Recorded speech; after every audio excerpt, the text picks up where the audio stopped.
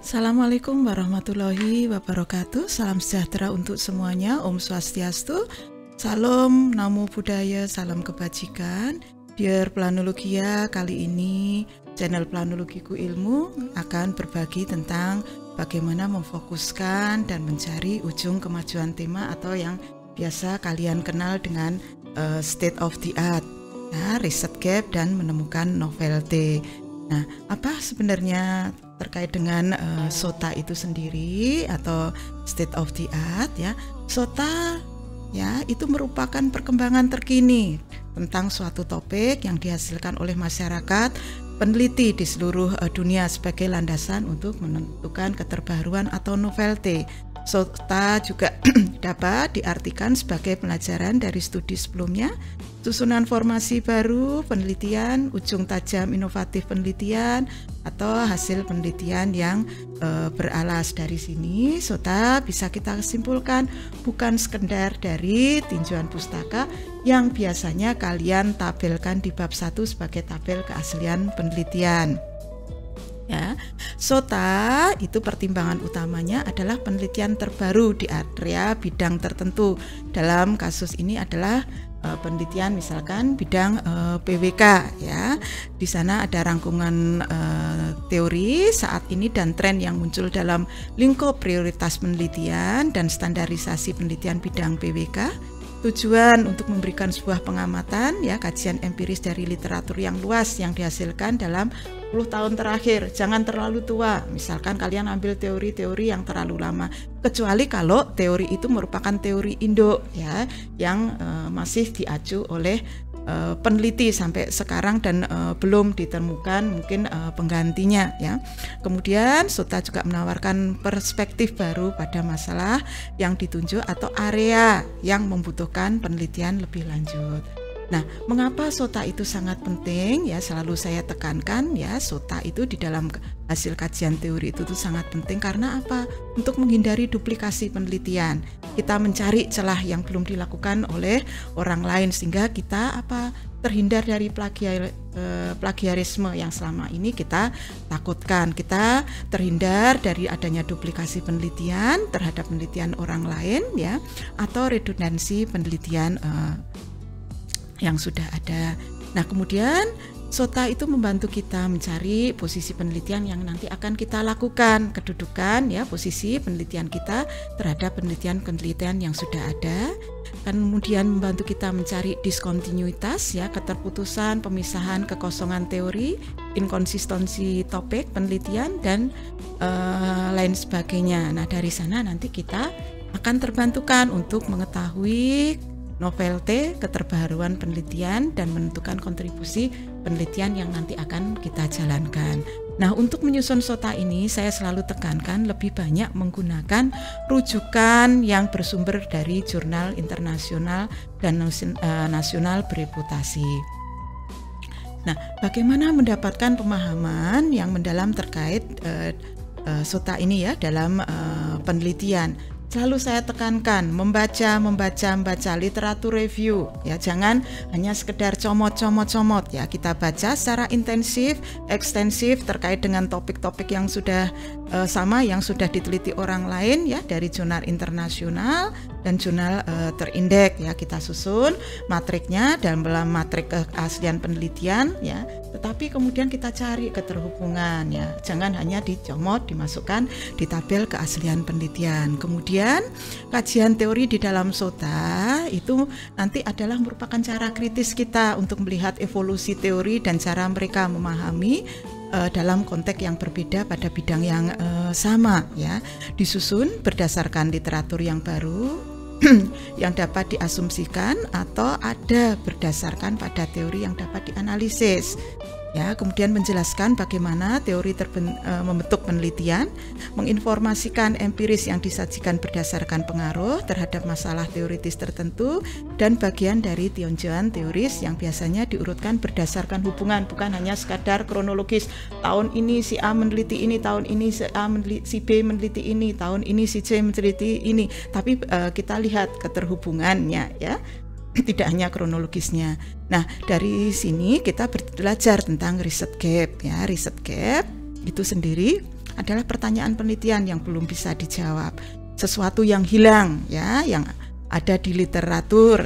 Nah, di sini kalau kita lihat ilustrasi gambar di samping ya, bagaimana ya yang namanya kekosongan di dalam sebuah penelitian, diskontinuitas ya, itu nanti akan kita tutupi dengan yang namanya hasil SOTA kita ya, yang kita sebut dengan riset gap. Kekosongan ini nanti kalau kita bisa menutup berarti kita bisa menemukan novelty dari potongan-potongan puzzle yang di atas, yang biru, hijau, dan kuning itu kira-kira yang mana yang paling cocok untuk mengisi diskontinuitas yang namanya deretan puzzle yang ada di bawah.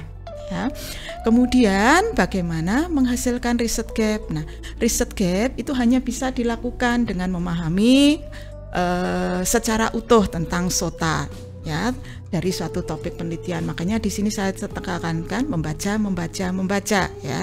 Nanti fokuskan bidang penelitian yang kalian lakukan ya, membaca lebih banyak lagi terkait dengan topik yang kalian teliti, kalian petakan hasilnya.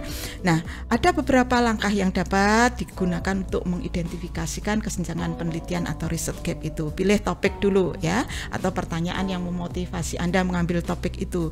Temukan kata kunci dan istilah terkait dengan topik yang Anda pilih.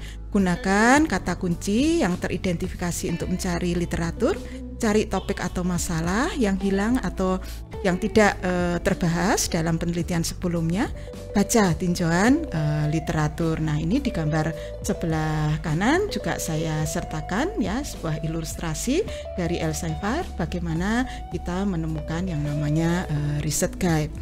Nah, kemudian bagaimana dengan novelty? Novelty itu sendiri adalah unsur keterbaharuan ya di dalam penelitian. Novelty sangat dibutuhkan karena suatu penelitian tidak akan ada harganya tanpa unsur keterbaharuan, sehingga novelty ini biasanya digunakan salah satu kriteria untuk melihat penelitian ataupun artikel itu bagus atau tidak dari unsur keterbaruan yang kita tawarkan. Berikutnya kita lihat ya hubungan SOTA, riset gap, dan novelty dari topik-topik yang sudah kita bahas di atas. Ya, hubungan SOTA, riset gap, dan novelty ini bisa kita lihat pada diagram ya yang kalian bisa lihat di layar. Yang namanya SOTA ya seperti saya jelaskan tadi tidak hanya sekedar berupa perkembangan kronologi dari sebuah teori atau konsep, tapi di sini kita harus mencari keterhubungan tadi, karena keterhubungan dalam mengkaji teori itu kita akan menemukan yang namanya peluang atau kekosongan yang belum pernah dibahas oleh orang lain, peneliti lain ya, yang disitulah yang kita sebut dengan riset gap. Ketika kita menemukan riset gap tadi ya, gambar puzzle yang hilang tadi, kita bisa meletakkan ya pada deretan konsep-konsep yang sudah ada, berarti di situ kita bisa mengisi kekosongan diskontinuitas dari yang namanya teori ataupun konsep-konsep yang sudah ada, yang sudah ditemukan oleh peneliti lain. Di situ berarti kita menemukan yang namanya novelty atau keterbaharuan. Nah, kemudian saya akan coba berikan contoh ya bagaimana mencari peluang penelitian.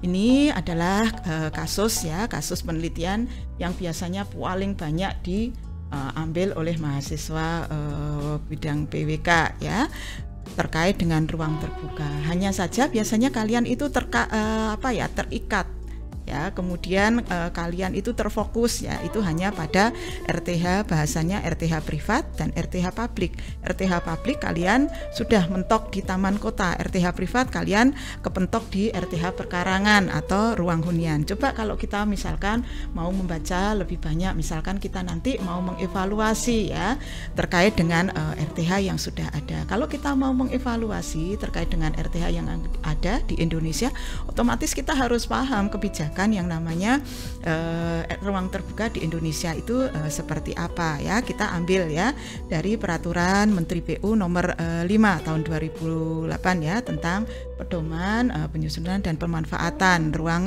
terbuka hijau.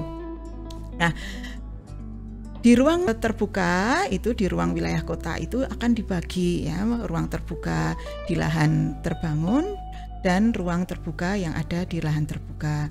Ruang terbuka hijau di lahan terbangun itu tidak hanya ruang terbuka hunian, pekarangan, tetapi ada non hijaunya ya, ruang non hunian ya. Nah, ruang non hunian ini biasanya ada di perkantoran, kawasan perdagangan ya, kawasan-kawasan pendidikan atau fungsi-fungsi di luar yang namanya ruang hunian.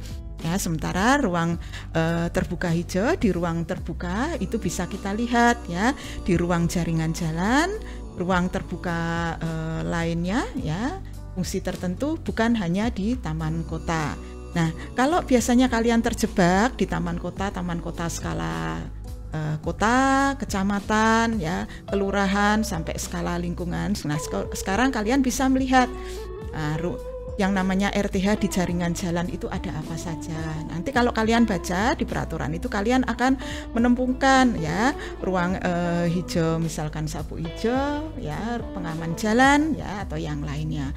Di ruang hijau terbuka hijau lainnya ya, ruang itu kalian bisa menemukan yang namanya sepadan rel kereta api, sepadan sungai, kemudian ada fungsi tertentu misalkan makam ya.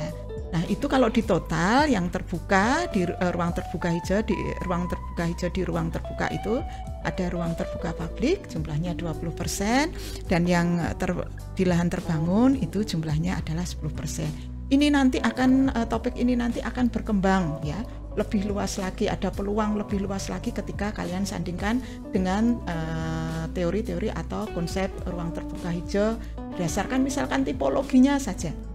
Di ruang tipologi ruang terbuka hijau itu kalian bisa lihat dari sisi fisik, fungsi, struktur, kepemilikan. Misalkan ya, ruang terbuka hijau fungsi tertentu ya, yang berupa makam tadi kalian sandingkan ya, nanti cari keterhubungannya dengan fungsi ekologis, dengan fungsi sosial budaya, karena budaya nyadran kita misalkan ya, budaya dari sisi arsitektur kita ya, dari sisi ekonomi ya.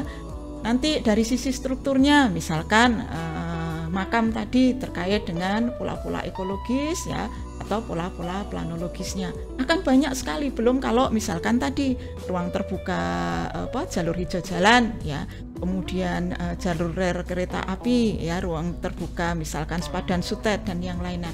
Nah, disinilah ya kenapa saya tekankan membaca ya secara intensif, ekstensif tadi akan membuka peluang kalian untuk mempermudah menyusun SOTA, menemukan riset gap dan menemukan keterbaruan di dalam penelitian. Itu saja sesi kali ini yang bisa dibagikan oleh channel Planologiku Ilmu. Kurang dan salahnya dari channel Planologiku Ilmu mohon maaf ya. Wassalamualaikum warahmatullahi wabarakatuh. Sampai ketemu di sesi diskusi lainnya pada seri metodologi riset dari channel Planologiku.